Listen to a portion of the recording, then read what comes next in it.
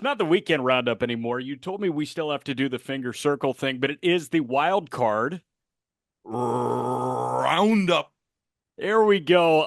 The wild card game twos are in the book. We prep you for one game three. That is tonight at 7 o'clock Eastern on ESPN.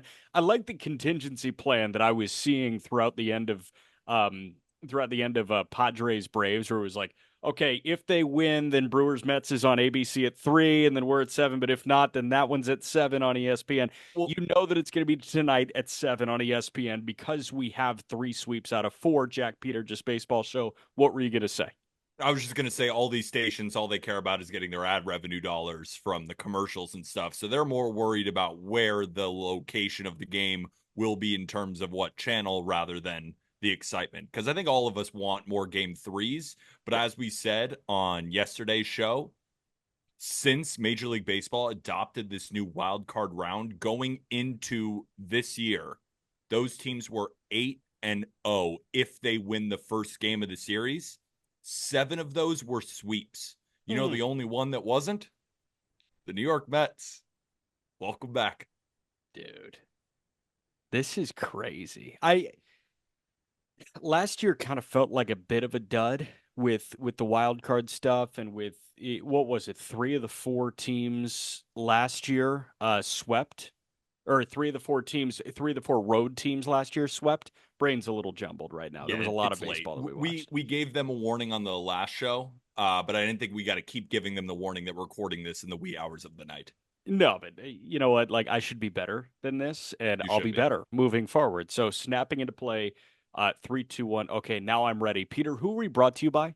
BetMGM, the king of sports books. Remember, folks, download BetMGM on iOS or Android and use promo code JustBaseball. Why? First bet offer up to $1,500 back in bonus bets. So download BetMGM, use promo code JustBaseball, deposit at least $10, and on your first wager, if it loses, you get that amount back up to $1,500 in bonus bets. But remember, gambling problem? Call or text 1-800-GAMBLER. Must be 21 or older. Terms and conditions apply. I've been noticing some people have been listening to this podcast have been using that promo code in order to do some sprinkling on the postseason. And for all those using the promo code, hopefully you're doing well because I'm coming off a sweep. Not gonna lie, not gonna lie. Are you? Yeah, you had the Tigers, which is crazy. I was like, no, you're a lunatic. And turns out you're not a lunatic. We're actually going to start with that series. Peter, take it away with this game.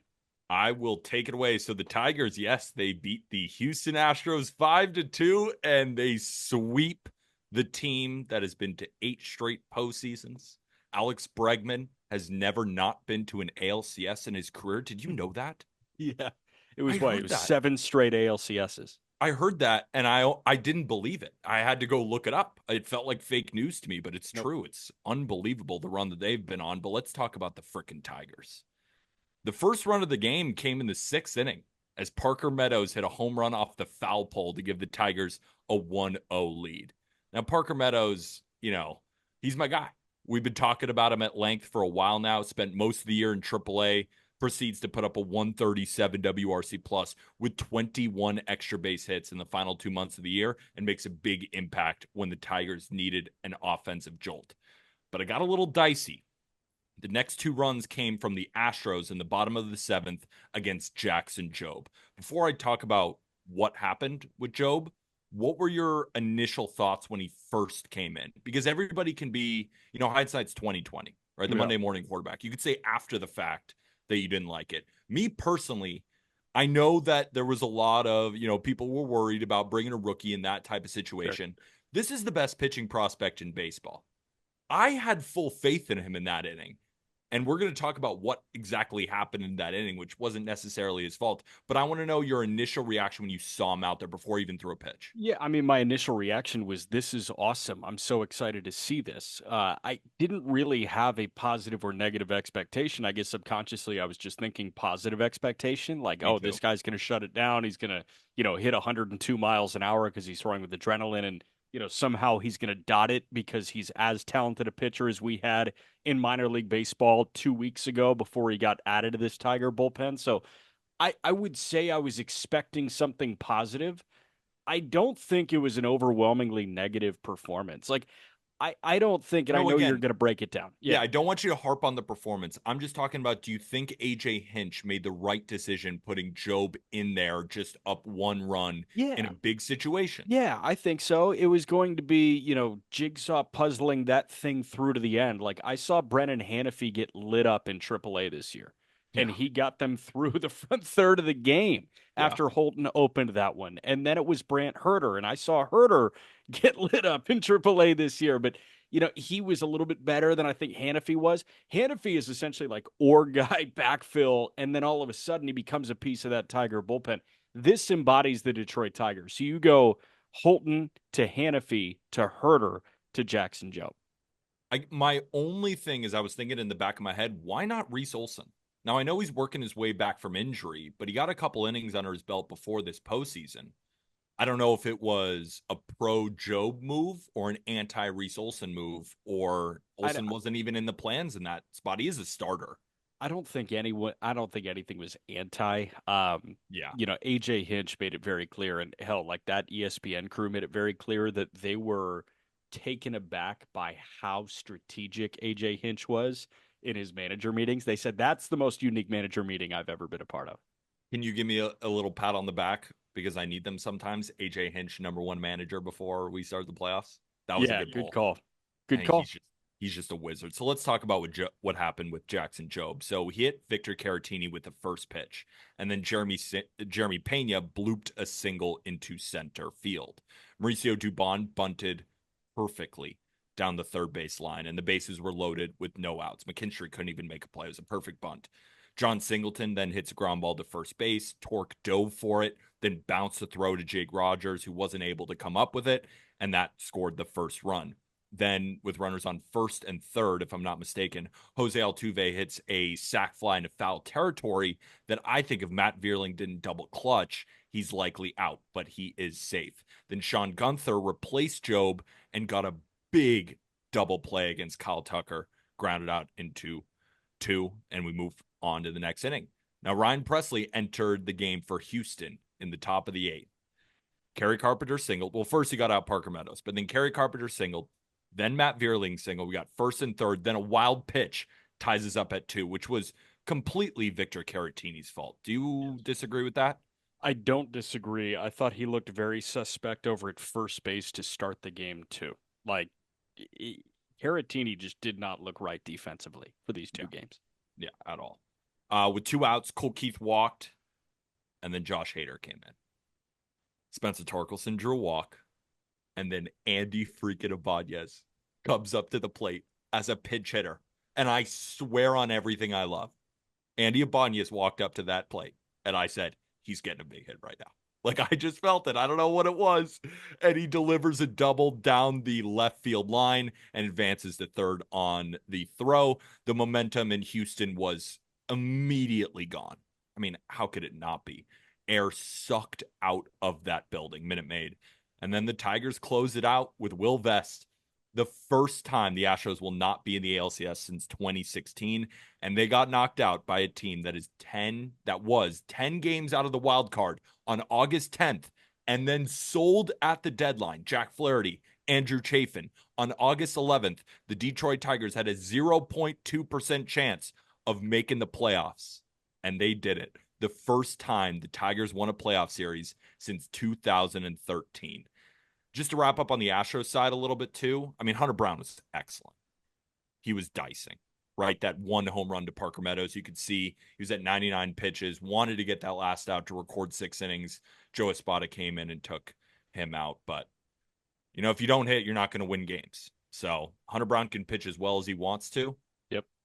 But if you only score 2 runs in game 2, 1 run in game 1, and you're the Houston Astros, it's felt like the end of something.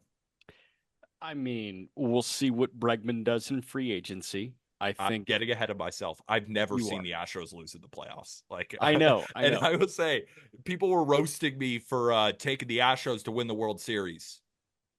Have you ever heard of reverse psychology, people? Do you know what I just set You up? sold. Isn't that the right terminology for that? You sold. Work smarter, not harder. What do you Wow. think I was doing?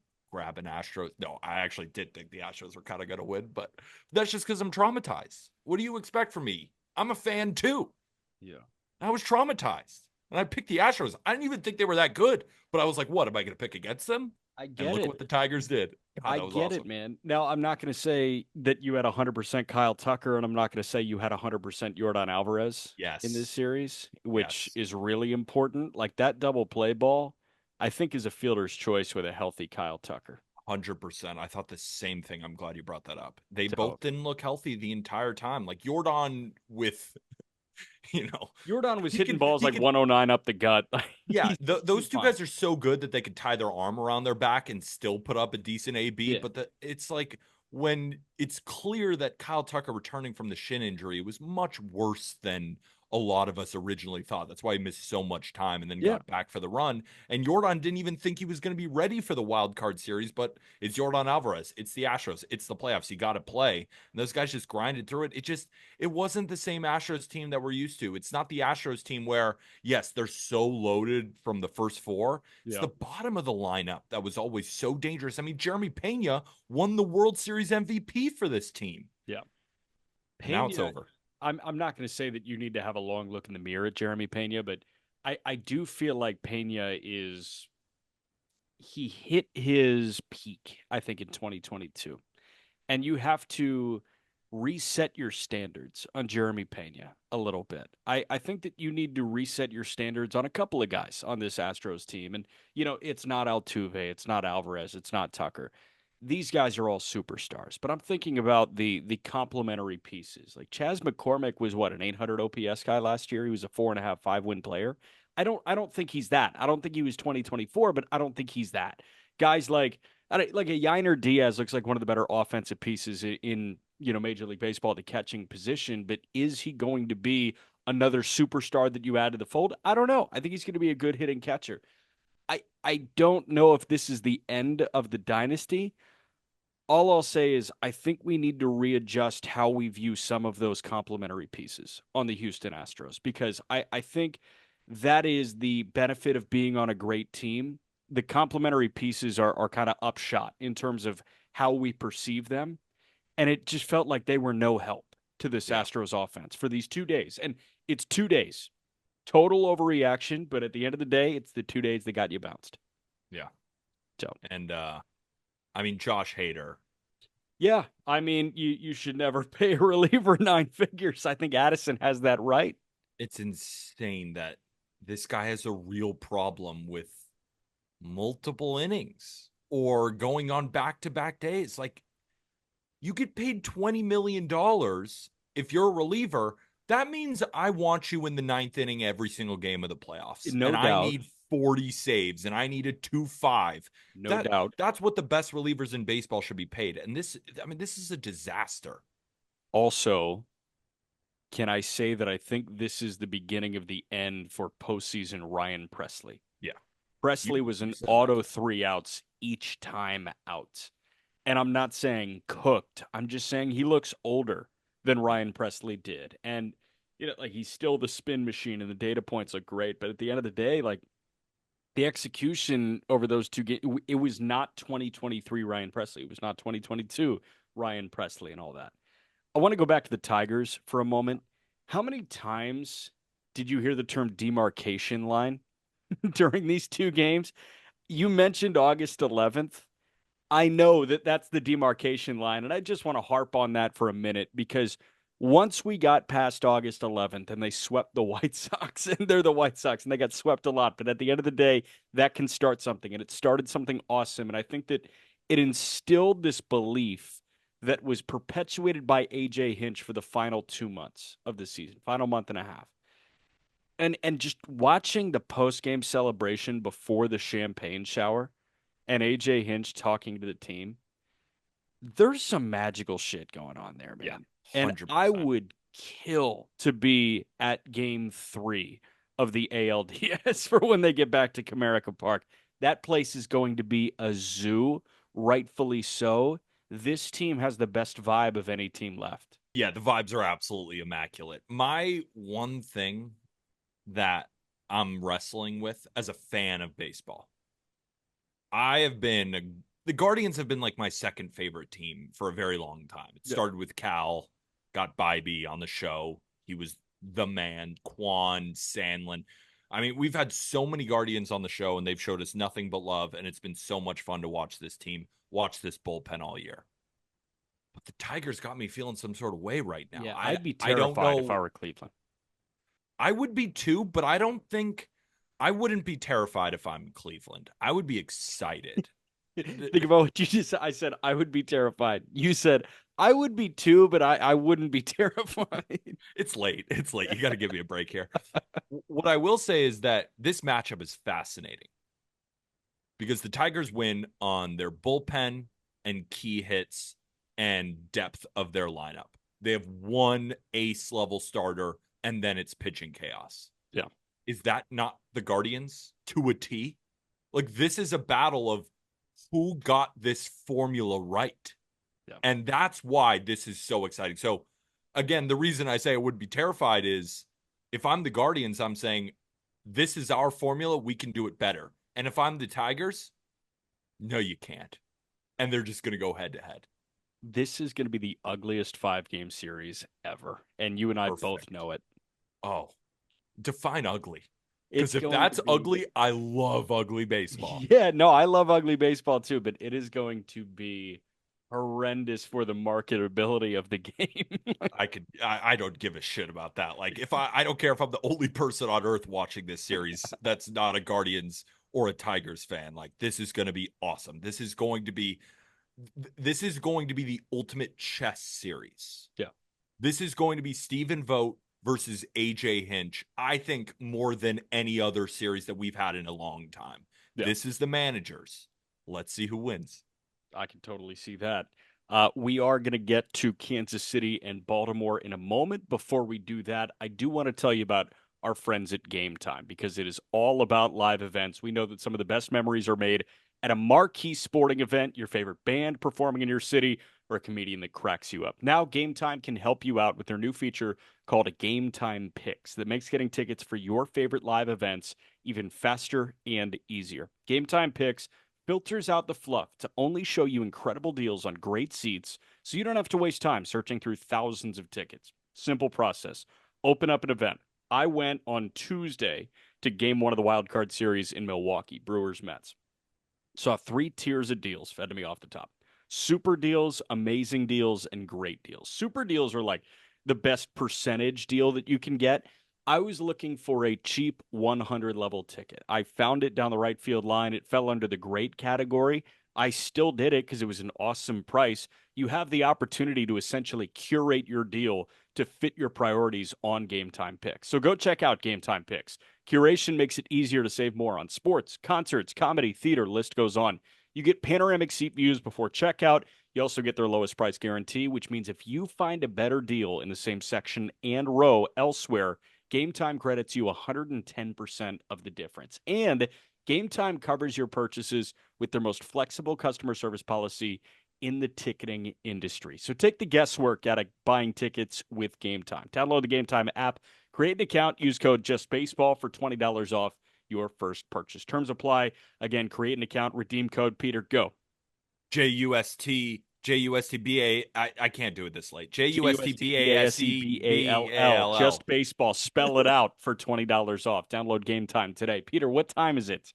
Game It's time. also time to talk about the Royals and the Phillies. And this one was a 2-1 Kansas City win. Scoring got going right away in the top of the first against Zach Eflin when Pasquatch singled home Michael Massey. Vinny Pasquantino, healthy or not, he's driving in runs. Then scoreless until the bottom of the fifth when Cedric Mullins parked one to right center off Seth Lugo to knot it up at 1 and get Camden Yards going for literally the only time in this, third or 24, 28-hour stretch that we had. Half inning later, though, Bobby Witt Jr. put an end to that. An RBI single to play Kyle Isbell. He hit it 109 up the gut. It was a diving stop to the backhand by Jordan Westberg behind the second base bag. He might have had a play at second base, but he went to first with the throw with 2 outs. And Bobby Witt got down the line at 31.3 feet per second. I think it's like 4.15 or something home to first. He legged it out, and that plated the winning run. Seth Lugo was productive, 4 1/3 1 run, but he needed 82 pitches to get through that. Zach Eflin, solid, 4 innings, 1 run. Angel Serpa, John Schreiber, Sam Long, Chris Bubich, Lucas Ursig finished the job. Baltimore threatened with the bases loaded. Bottom of the fifth after the Mullins homer. Nobody out. They loaded the bases. Santander popped out. Colton Cowser struck out. Adley Rutschman grounded out to strand the bases loaded. They had bases loaded, nobody out, and they only got 1 run in. That was before that on a solo homer. Didn't you feel, just to Yeah, quickly interrupt you, that felt it was over? no doubt. No That's doubt. how I felt. It was like once I was like, all right, it's over. Yeah. And in game two, they were 0 for 6 with runners in scoring position. On the series, 2 games, I know it, 26 hours, 27 hours, however long it was. Baltimore was 1 for 13 with runners in scoring position. They scored 1 run, and it came on a solo homer. 18 innings, 66 at bats. One swing from Cedric Mullins produced the only run. That is, count them up, 10 straight postseason losses for Baltimore. That dates back to 2014. As for Kansas City, they're into the DS for the first time since they won it all in 2015. This is their first trip back to the postseason since they won it all in 15. So credit to KC. We'll give them their flowers. Bobby Witt drove in the go-ahead run in both games. That's awesome that that The guy man. did it, and the star power is totally there, and the starting pitching is totally there, yada, yada, yada. Credit to the Royals pitching staff for forcing it, but this Orioles offense flatlined. That was my only takeaway from this series, to be honest with you. Yeah, I don't want to skip past the Royals. I really do want to No, harp like on, I how, think we should circle back to Kansas City yes, because I do think that the prevailing story from this one was that the Orioles lost this series. The Orioles offense lost this series in two. I just think it's the most baseball thing ever that all we hear about the Orioles, and we talk about them all the time on the show, the farm system, the youth movement. Nobody has a better system than they do. The only guy who supplied a run is Cedric Mullins. Yeah. Like the guy who you're not pushing out by any stretch of the imagination, but he was floated in some trade talks. You got so He's many essentially on the outfielders. chopping block. I'm with you. Exactly. And he's the only guy to do it. I could not believe Gunner's series. I could not believe Adley's series. I mean, Adley has just been extremely underwhelming all year, and the Orioles offense just they were puttering at the end. They didn't get any momentum in. You're at home in front of those fans, and you lay a goose egg like that. I mean, Orioles fans don't want to hear, how bad they hit. They know. They all saw. But it's just so unbelievably shocking. And maybe it isn't to Orioles fans who have been watching this team, day in, day out, and they saw the writing on the wall with this offense. But I got to say, I saw the writing on the wall too, but I still held out hope that Gunner would get a big hit. Anthony Santander, Ryan Mountcastle, Adley, like they have so much talent in the lineup and they just all disappeared. And this is just a continuation of last year. And it has really been a continuation of Orioles baseball for a while now. They have now lost 10 straight postseason games. Yep. 10. That's absurd, right? If the Orioles weren't so fun and their fans weren't so great, we'd be killing this team. We'd be destroying this team. What are we doing right now? We could get a lot meaner. We could get a lot meaner. This was terrible. I mean, It this was was. objectively really, I'm really totally bad. with you. They flatlined, dude. They were non-existent aside from one swing from Cedric Mullins, which sucks. Um, my like And it's it's less too, and I don't mean to interrupt you, but no, you're good. I'm sure that you were watching this too. It's like they never had a shot. It was like never anything. Like No, even the I mean, Braves, we're going to talk about Braves Padres in a little bit. They at least scored 4. Like I'm with Mike you. Harris was hitting, there was nothing. There was no energy. It was just over as soon as the Royals Dude, stepped on the field. Corbin Burns was amazing in game one. Amazing. Amazing. And they The gave Orioles him bullpen nothing. was great. The Orioles only allowed 3 runs in 2 games. I The know. pitching was great. I know. Ugh. And the thing is, like, you look at this team from a roster perspective. I'm thinking about Rays Guardians. Was that 2 years ago when Oscar Gonzalez, like that wild card series when Oscar Gonzalez had that walk-off homer in the 14th or the 15th? I think it was 2 years 2 years ago. ago, Yeah. 2022. And in that series, we noted, okay, the pitching was awesome, but these offenses are just dead. Like there's Dead. nothing there. There were roster deficiencies there that the Rays sort of kind of addressed just by doing the Rays thing.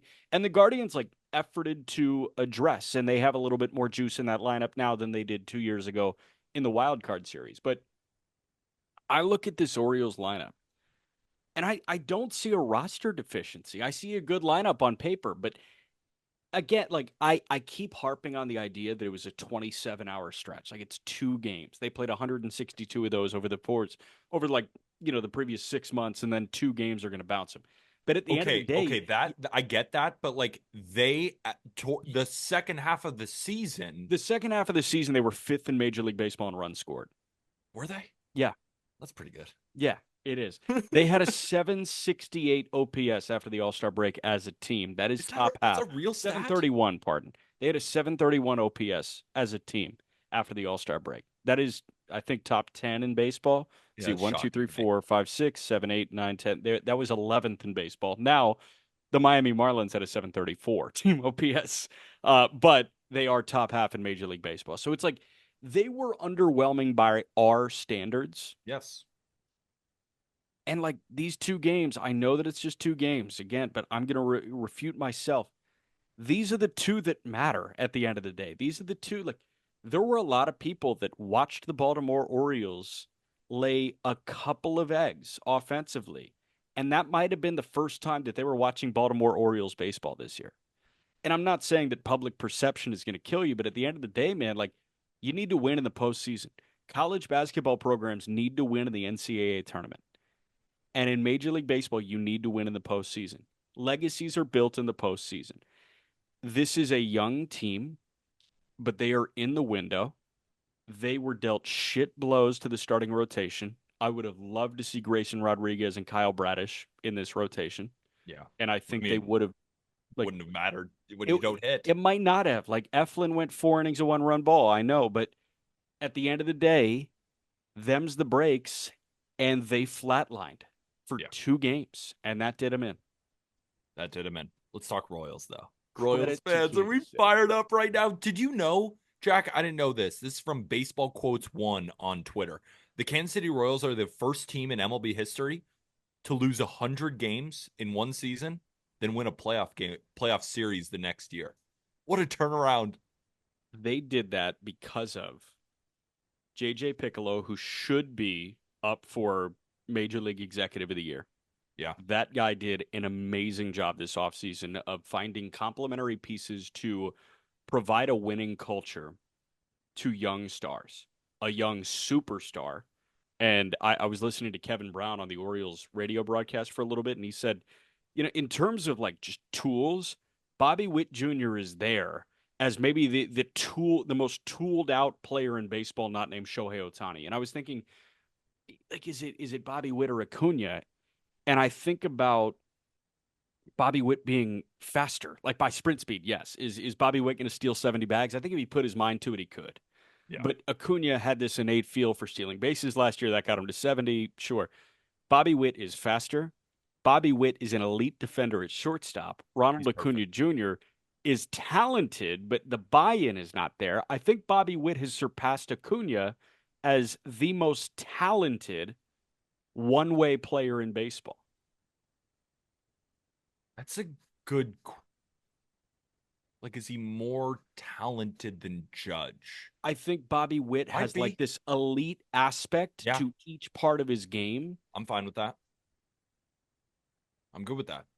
I think he is outside of obviously Otani, who I mean, can dude, pitch and he also is willed fast. he willed them their second run by running 31.3 feet per second down the first base line. They won 1-0 in the first game. Who was the only RBI? Bobby Wood Exactly. Jr. And so that's what I am questioning for the Royals. Now it could turn out to be now they start hitting against the Yankees. Or because they're not going to beat the Yankees hitting like this. They're just not going to, No. right? The Yankees are going to show up. Like Aaron Judge and Juan Soto are in that lineup, and Gleyber Torres is heating up. And you got plenty of guys in there. Like they're going to hit. So they're going to have to hit to beat the Yankees. Was this all right, you face some good pitching on the Orioles, you got your feet wet, and then you start hitting? Or is this a continuation? Because if it's a continuation, it's over. But what I will say is, I don't even really want to talk about the offense right now. I want to harp on this pitching because, yes, the Orioles completely flatlined. But damn it, this Royals bullpen was fantastic in Yeah. this series. And the starters are for real. And we knew this, but there's a difference between knowing it or even projecting it versus seeing it in the big moment. Because Yeah. there's a lot of players who we see not step up to the plate in the big moments. So twofold, a lot of this should be, a lot of the credit should be given to JJ Piccolo for his offseason, should also be given to him for the deadline because they addressed bullpen needs at the end of the day. And Urseg, as a deadline get, that just paid itself off. And it's not his fault that Hunter Harvey got hurt.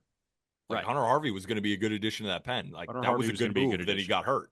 So credit to Matt Quatrero, credit to this entire roster, but I think the fact that they built this roster around Bobby Witt Jr. and they found the complementary pieces, like Seth Lugo, dude, they gave that guy a 3-year deal, man, and He's a he started beast. game 2. They got Reagans for Aroldis Chapman, and he shoved in game 1. Yeah. They have done an outstanding job transactionally. Yeah, I'm looking towards the Royals. Like, I need the bottom of the lineup to pick it up a little bit. Now, we saw Vinny show some signs of life. Salvi's probably just going to get his when he does. Michael Massey's putting bat on ball, but it's the bottom of the lineup. Like, Tommy Pham needs you to step up here. They got you for a reason. You're a playoff performer. I know you got it in you. A couple of the guys at the bottom, like, if they start hitting, the Royals get real dangerous because this bullpen is for real. The starters are for real. So it's not like they need to score 6 to win. They need to score 4. But can you score 4? Yeah. We'll see. And I will say that they have an uphill battle going to New York. But I will say, like, we've seen this before. Yeah. Right? Like, just last year, what was everybody bitching about? The rest. Yep. Is it too many days in between? Now, Aram had a really good point. Because that was such a big point of emphasis last year, you know that these guys are training differently, whether you're on the Yankees or the Guardians or Phillies or the played Dodgers. inter-squad games. Do you exactly. see the video of Ben Rice taking Cole like 800 feet? Yeah, they better be training. Yeah. Because you never know. A team like the Royals or one of these wild card teams can just sneak up in a short series, win a couple of games, and then it's over, right? They grab the momentum and then it's just done. So there's no shot I'm counting the Royals out of this. As a Yankee fan, there's no shot. They could come in and win. Why not? I'm with you. Peter's got the one that's going 3, so I'm going to tell you about the one that ended in 2. San Diego got the win over Atlanta 5-4 on Wednesday night. Atlanta opened scoring in the top of the first on a Marcell Ozuna sac fly against Joe Musgrove, but then Max Fried got ripped in the bottom of the second inning. Kyle Higashioka launched a solo homer. Then Manny Machado ripped a 2-run double with the bases loaded down the left field line. Then Jackson Merrill hammered a 2-run triple to straightaway center to cap the 5-run second against Fried. All of that came with 2 men out. The line on Fried, 2 innings, 8 hits, 5 earned runs.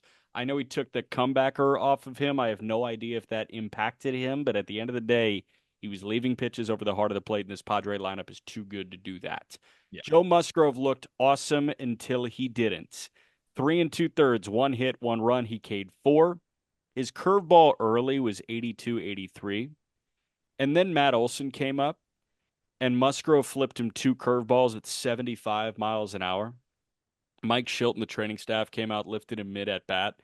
Buster Olney, a couple pitches later, said elbow concern was the prognosis, and I saw the Padres put something out about elbow tightness being the reason why he left. He got a cortisone shot and a PRP injection in early June to treat a bone spur and a bone bruise in his right elbow. That held him out of game action for 2 months. I have no idea how they're going to treat this. I'm going to doomsday it. I wouldn't be shocked if his postseason is over. I hope it's not, but again, I would not be shocked because he left mid-AB. Jorge Soler got to Brian Hoeing with a solo shot in the 5th inning, but then Jeremiah Estrada and Tanner Scott got it to the 8th. Can we Yeah, talk about that home run real quick? it He was a shot. crushed that. Yeah, I no, mean, I mean, he had that Braves uniform, but he's built like a truck. I yeah. mean, I'm sitting there just watching him take fly balls. I'm like, holy God, This he's is what big. Soler does, man. Like Yeah. he's a postseason performer in an He Atlanta looked Braves extra big uniform though. I feel like he looked extra big today. for sure. He gets the adult medium when he's a Brave, and then he gets the extra large everywhere else. Does So look like his uniform's painted on him. I mean, he's him and built Starling different. Marte. Yeah. But Jason Adam came in after Estrada and Scott. Adam allowed a leadoff single to Orlando Arcia, and then Mike Harris followed with a 2-run shot to make it a 1-run game. But then Robert Suarez, amped out of his freaking mind, locked it down in the ninth inning, hit 102 miles an hour. He was throwing fuel. That was awesome. And the I think it was Soler up. And Suarez, like it wasn't 102 because he yanked 102. 99 top of the zone. Soler got a crazy swing off, Yeah. came up with nothing, and that crowd erupted. Yeah. That was like the best environment for a swing and a miss to get to 0-1 that I've ever seen. That felt like a movie. Yeah. Like an old-timey baseball movie or Old where you got timey the baseball not movie. old-timey, It's but 99 at your no, face. yeah, not exactly, Yeah. but I'm talking about like the guy on the mound is facing the big bad villain and just goes up there with a fastball and blows it by. The crowd goes wild. It felt like I was in the middle of Rookie of the Year or something like that. Yeah, but Robert Suarez is a hell of a lot better than Henry Rowan Gardner, I'll tell you that. Good point. This was a statement from San Diego and the fact that they got it done in two, and it was their best players that got it done. Tatis with the homer in game one, Machado with the double, Merrill with the triple, Merrill with a double as well. I mean, dude, their stars are starring right now. That bullpen is elite. We know that. The Musgrove injury really hurts. But at the end of the day, man, they can turn to Cease and Darvish here. And I'm scared of this lineup moving forward. The most talented team in the playoffs. Now, does the Musgrove injury change that? Mm, not really. Okay. There's no breaks.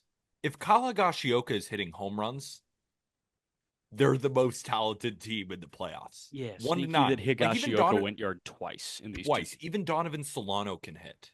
Yeah. Like the guy who you just completely forget about in the lineup. Like he's in the lineup for a reason because the guy can hit. And you just keep going down. Like the only guy who's not hitting is Bogarts.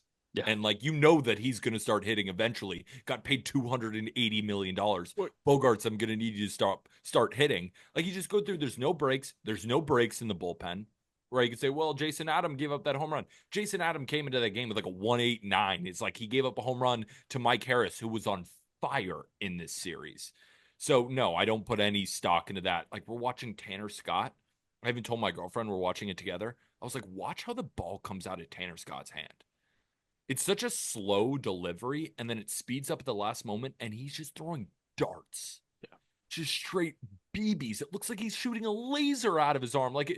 Robert Suarez, excuse me, is throwing harder.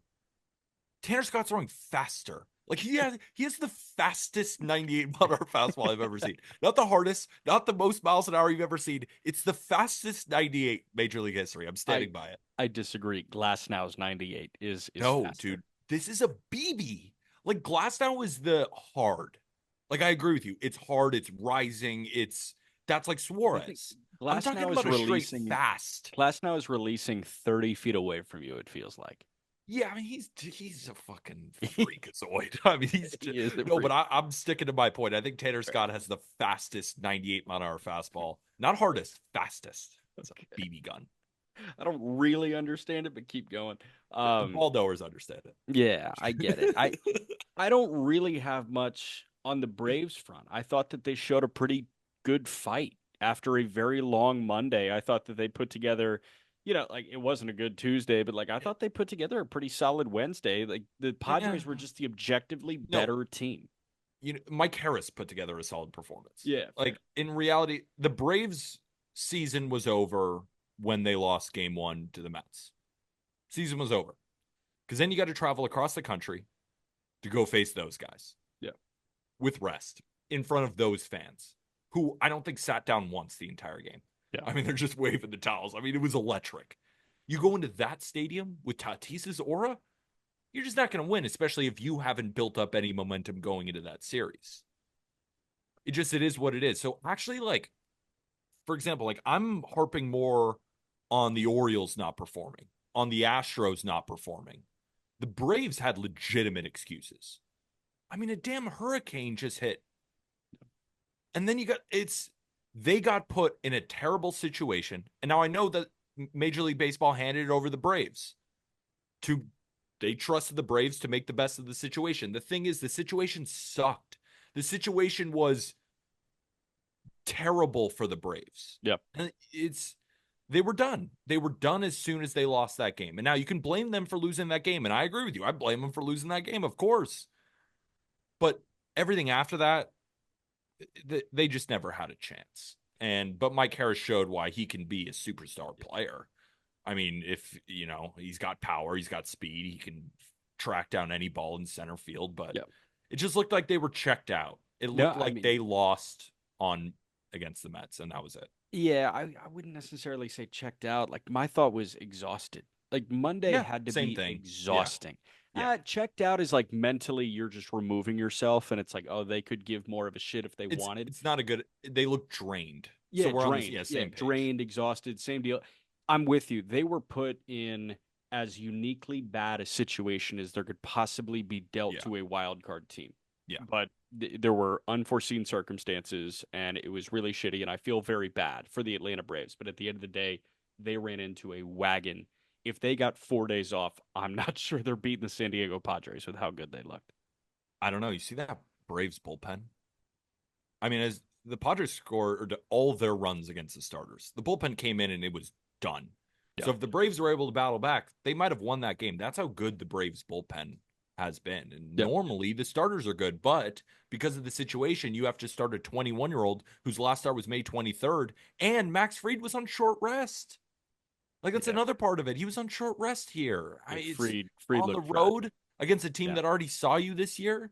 When the opposing team, they hadn't seen Musgrove in 2 years. They had never seen King before. It was just a horrible matchup from start to finish. Yes. It shouldn't alter his payday, but I thought Fried left a pretty sour taste in my mouth going into free agency. Yes, but The his postseason circumstances numbers. sucked. His postseason numbers are not good. Fried's Yeah, I thought they were way better. I was doing my write up, right? I bet on the Padres, and I was like, "You got a mid-4s ERA in the playoffs?" and it went up. And yeah, it went way up. I was just shocked by that. It was kind of the Arm and I had a conversation about Framber yesterday. Like, did you know he's got a 4.3 ERA before that start Yeah, in the it just playoffs? feels I so assumed he had much like a better. 1 ERA. Yeah, Like, because his I team assumed always this, wins. yeah, Yeah. I assumed the same for Free too. I was like, I don't think I've ever seen him give up a run in the postseason. He's a dog, but that's just aura. That's my memory not That is doing me right. Well, justice. and it's what's available, right? Because Cole, you would think this guy sucks in the Oh postseason, yeah, but again, he's got a 2.9 and like 100 postseason innings. that's just my emotional brain watching postseason baseball. Like No, it's I am everybody, so man. For as a some Yankee reason, fan, people yeah, hate Cole. I know. I It's know. just bizarre. So, Yeah, you want whatever. to take us to the only series that is going three? Yeah, I mean, anything to wrap up on the Padres too? I feel like we kind of covered it. I just like I can't they are the most talented team left. Their bullpen is fantastic. They're a good base running team. They're a good defensive team. Their Yep. lineup is stacked. Even with Musgrove going down, like, oh, you got to hand it off to Dylan fucking Cease or you Darvish, who's just been pitching in big games for the last 2 decades. Yeah. Yeah, I mean, I feel great. Cease Darvish King is awesome. I wonder how Awesome. they're going to do the fourth game, but I don't know if it matters much. They could do a bullpen game with how deep they are. Yeah. All Hoeing right. could start and go too. Let's finish the last series. Mets versus Brewers. Big time win by the Brewers. They win 5-3, but the Mets got off to a fast start in the first inning. Francisco Lindor and Mark Vientos get on base for Brandon Nimmo, who singled to right field to score Lindor. But then, frickin' Pete Alonso grounded into a double play that he would have beaten out, I think, but he tripped on his bat and fell out of the box. And my favorite place on the internet is Mets Twitter when things aren't going well. And that's, and people, I've noticed people on social media started to call me a Mets hater. I'm not a Mets hater at all. Sorry, I think it's funny. Your fans are hilarious. That's what it is. Like, your fans have the best memes. They freak out the most. Like, they're the most entertaining fans when things goes wrong. I'm sorry. It is entertaining. But then we'll go to the Brewers side. Jackson Chourio responds with a solo home run to right field in the first inning. Per MLB metric, shout out Maddox, who's killing it on our Twitter as well. He's the fifth youngest player in MLB history to hit a postseason home run. Other four, it's a pretty good list. Andrew Jones, Miguel Cabrera, Manny Machado, and Bryce Harper. But we'll get back to more Jackson Chourio later. The Mets waste no time answering, putting up 2 runs in the top of the second. The rally was started when Frankie Montas was going to cover first, dropped the ball, allowing Marte to advance. Tyrone Taylor singled, and then Francisco Alvarez followed that with an RBI single to score Marte. Then Francisco Lindor stepped up, hit a sac fly to make it 3-1. The next scoring came in the bottom of the fifth from the Brewers. Bryce Terang doubled down the line. One of those, he's facing Sean Manaea, one of those left on left, like fist balls the other way. And Terang is just so freaking fast flying around the bases. Then Chourio moved him over, and Blake Perkins hit a sac fly to get Bryce Terang home. So we're sitting at 3-2 as we go to the bottom of the eighth. And 20-year-old Jackson Chourio, born in 2004, steps to the plate and goes oppo again to tie the game. He joins Andrew Jones as the only player age 20 or younger with 2 home runs in a postseason game. He's also the first Brewer ever to have 2 home runs in a postseason game. Then Willy Adames singled. This inning ain't over. And then Garrett Mitchell walked to the plate. Before we talk about what Garrett Mitchell did, why was Phil Maton in against that lefty? Why? That was a terrible decision. I mean, Phil Maton was getting hit right on left. Garrett Mitchell, I looked up his numbers. He's been hurting the Mets too. I mean, that was a bad decision. Are you questioning managerial superstar Carlos Mendoza? 100% I am. I objectively. Now, Mets fans, if you disagree, let me know in the comments. Like, I don't think they should have taken out Ryan Stanek. He had 11 pitches. Looked totally fine to me. I thought he could have kept going. And I mean, Phil Maton's been a pretty good reliever for the Mets all year. A couple of rough outings, but you don't keep him in to face the lefty after blowing the lead, then giving up another single, and then to face the lefty. That was I thought it was a really bad decision. Yeah. Do you agree or do you I disagree? do. I do. Oh, you agree? Yeah, I think it should be all systems go at all times, and that didn't really feel like it was all systems go at all times. It felt like they were maybe under prepped for a Garrett Mitchell, who came into this game as a pinch runner for Gary Sanchez after Sanchez singled. Yeah. And this is what Garrett Mitchell did. First pitch swinging, hits one to right center field for a 2-run home run to give the Brewers a 5-3 lead.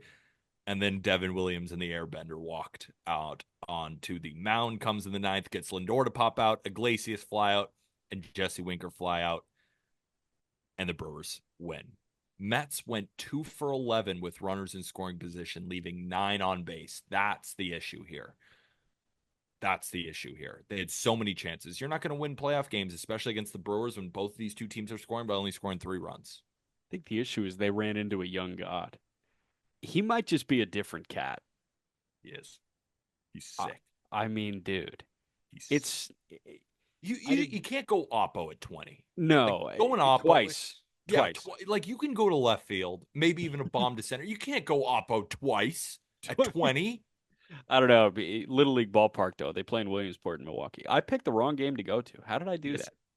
I mean, you still caught a pretty damn good game. Yeah, I caught a good game, that but was a sick game. Dude, that environment looked so good in Milwaukee. Like we got 2 elite environments last night in San Diego and in Milwaukee. And that's why, again, I don't mean to keep harping on the Orioles, but like those fans could have gotten so rowdy. They were waiting for something to get fired up for, and the Orioles gave them nothing. Nothing. I wanted to see it. I don't mean to keep harping on them, but I just wanted that fan base to erupt. I get it. Totally get it. And Houston, man, like Houston got nothing. Yeah. But these environments were amazing. I did not have on my bingo card 2 rookie Jacksons becoming superstars in Major League Baseball, and neither of them being named Holiday. I thought this was I thought, yeah, and actually continue on that point with Holiday. Yeah. No, I mean, dude, like Holiday, Holiday didn't exist in the wild card series, and you've got Merrill who had a triple and a double in game two, and Chorio who essentially willed the Brewers to game three. I mean, I know that Garrett Mitchell gave the crushing blow, but without that Chorio homer, this is not a tie game, Yeah. and you're not dealing with a lower stress situation for Garrett Mitchell. If he's hitting down one, who knows what happens? Like you're playing with house money when you're tied. Chorio willed them back into that game. Yeah. And I Absolutely. love both of those swings from him. This From guy has been one of the best WAR accumulators, been one of the best players outright in Major League Baseball since the first 2 months of his big league career did not go well when he was 20 years yeah, old. can't even drink to celebrate the win. He's amazing. He's amazing. So this is from Foolish Baseball, friend of the program, and probably my favorite follow on Twitter. Jackson Merrill and Chorio are firmly in the, and I quote, too young to understand October baseball is hard zone. And then the next one is recent zone alumni, Evan Carter, Juan Soto, Rafael Devers. It's perfect though. It's like a joke, but at the same time, for them to look so calm, Yeah. just going out there with Yeah. nothing to lose, putting good swings on everything, right? Like we're harping on Jackson Churro, and for good reason. He was the king of this game. But again, Jackson Merrill is over there every single ball he hits. I think Carl Ravitch even said on the broadcast, called him Jackson Barrel. It's a fact. Yeah. Well, Cone said that like it was Or really Cone. original. It was like more like Jackson Barrel. And Eduardo Perez was like, I see what you did there. Everybody's been calling him Jackson Barrels for a minute now. It was too easy. You didn't break quantum physics. Dude, I mean, one more thing on Chorio, just to quantify what I meant by like rough 2 months. 68 WRC plus in April, 51 WRC plus in May, and then WRC plus by month after that. In June, a 144. In July, a 143. In August, a 156. In September, a 123.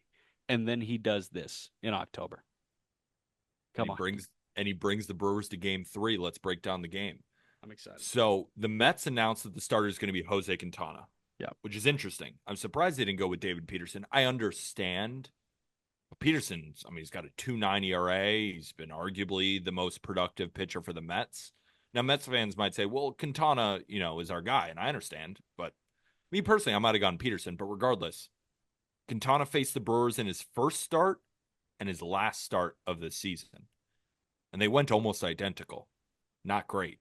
4 2/3 on March 29th, 6 hits, 2 earned. Then September 28th, like 7 months later, 4 1/3, 5 hits, 2 earned. He did have 9 strikeouts. Didn't go very long. Brewers got the pitch count up in both starts. Eh, don't love that. And when you factor in Tobias Myers is going to be starting for the Brewers, the last time he faced the Mets was his last start of the season. 4 innings, 1 hit, no earned, no walks, 5 strikeouts. But the Brewers have been using their bullpen a lot, and that's their identity right there outside of their offense, which just continues to roll. Yeah. What are your thoughts on this game? So the trends say take the Mets. Yeah. Trends say take the Mets. These teams who win game one, like they were 8-0 coming into this. We got 3 other sweeps. Mm-hmm. Based off history, it should be the Mets. So I want to, for a moment, hang on your Peterson versus Quintana Yeah, debate. definitely. How many hitters do you think David Peterson has faced in his postseason career? Oh, probably 0.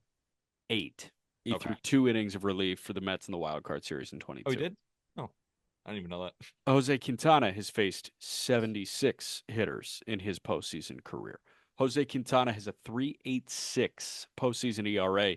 His last time out there was in the wild card series in 22. 5 1/3 shutout ball, 2 hits. I'd still go Peterson. I don't I really get care. it because it's 2024, it's not 2022, but I do like the idea of the vet out there for game three. You know Quintana's heart rate is going to be the same. You don't know that Peterson's is going to be the same. Yeah, but Peterson, I feel like has so much upside. Like, do you think Quintana replicates that old performance? Like, I think I just don't Quintana see that, can. especially against a Brewers team that's seen him twice and hit him twice. I think Quintana can because I think Quintana is sneaky one of the smarter starting pitchers of our generation. Quintana has carved out a 10-year career for himself, more than that. He's Yeah. been around for a long time, man, and he's been fine to good for a long time. And I Yeah. trust Jose Quintana to massage his way through three. Peterson is coming off a 7 inning, 1 hit, no run performance against the Brewers in his last start. Like, I understand the vet aspect and I understand it. I'm going with upside, right? Michael King had never had a postseason start. Neither did Cole Reagans. Neither did Tarek Skubal. Didn't matter, right? I'm not saying that David Peterson is that level of a starting pitcher. Yeah. But what I am saying is when you're feeling it and you built momentum in your last start and you dominated the team already, I'm going with that guy I mean, over the guy who's just been there and done that, doesn't really have success against the Brewers, but you're just betting on his heart rate being low. it, Like, yeah, I mean, it would also be on 2 days rest, but he would be going short anyways, so it essentially just replaces the bullpen day. wait, repeat that again? Peterson would be going on 2 days rest. He threw Really? on I the thought 29th. September 29th, 30th. Oh, I thought there was a 31st in September. No, That's sad. why. Sad. 30th, 1st, 2nd. No shit, he's not pitching, Peter. I just made a whole argument. No shit. He's not, he Great. doesn't Yeah, have no, enough this is that rest. late night pod thing. Yeah, damn No, it. 2 days rest, but I do hear you because he could give you essentially a bullpen and he could throw 2 innings, but he may be available. Like I think he could fully be available for this. But at the end of the day, like if I had 3 days rest Peterson and 3 days rest Quintana, I would probably still opt for Quintana to start the game. Yeah. So the conversation still stands there, but I would be shocked to see Peterson throw more than an inning. And I think he could be available out of the bullpen, but 2 days rest, like to start a game, that's tough. I don't know if Quintana is going to be a traditional starter. I could see him going through the lineup one time. Myers, I could see being a little bit more of a traditional starter. And I've hated on him all year, but I'll just go with Tobias Myers in Milwaukee, man. Home ballpark, like that guy's figured out how to get outs. I'll take the Mets just so one of us is We're on two sides. Yeah, right. that's right. No, but this is such a coin flip game. Yeah. I mean, it's the definition of it. Like Yeah. when I look at the line tomorrow, it should be minus 110. And I might just bet on the underdog just because it's exactly 50-50. The trends back the Mets, but the Brewers built the momentum, and playoffs is all about momentum. All these guys are good. They're all good. But who's hot? Who's not? Yeah. And the Mets, like, I'm not saying that they're not hot, but you leave that many men in scoring position, you give away a game like that, that can get really bad. But at the same time, there have been other series where they won game one, lost game two, and then won game three. I will, I'll go with the Mets. I'll go with the Mets. I feel like saw this happen already where you lose the Freddie Peralta start and you Yeah. win the Frankie Montas and Tobias Myers You start. did say it verbatim in our group chat. Yeah, like You this is said it just what verbatim. happens. I said it midway through game one, man. It's like, yeah, they lose the Freddie start and then they win the I said they win the Myers and Savali starts, but Savali threw like 2 innings out of the pen in Threw game three one. shutty. Looked Yeah, great. 3 shutout out of the pen. Looked Like, like a damn it. potato, just shoving. I He can't did. stand it, dude. Looked like Mr. Potato Head throwing like Yeah. 92 and curveballs. I mean, it works. Like, I'm Man. making fun of him because it's working. Yeah. Rubbing. If it wasn't working, we would be making fun of him. I Do probably the would. outro thing. All right. Hopefully everybody enjoyed this episode of the wee hours of the night. We're looking at 12:30 in the morning, but nobody cares. They want to know about tomorrow's episode, and you know that we're going to be breaking down the games. Jack and I will be back on the mic. Make sure to go get your Just Baseball merch. Look at that man right there. Look at that man with that hat. Are you not going to go buy a hat because Jack McMullen is freaking wearing the hat right now? Go get yours in the episode description, code JB15. But the best way to support without spending a dime, subscribe on YouTube, hit that like button. And also, if you've been listening on Spotify, Apple Podcasts, we'd greatly, greatly appreciate a 5-star review. It is the best way to support this show, again, without spending a dime. Game time, need seats to any of these playoff games? Remember to use promo code JustBaseball, put it in the profile section. Don't go check out with your tickets, then put in the code profile section, code JustBaseball, $20 off. Interested in a little betting? Coaches Baseball on BetMGM. For Jack McMullen, I am Peter Apple. And with that, thank you, everybody. Oh, I'm so exhausted.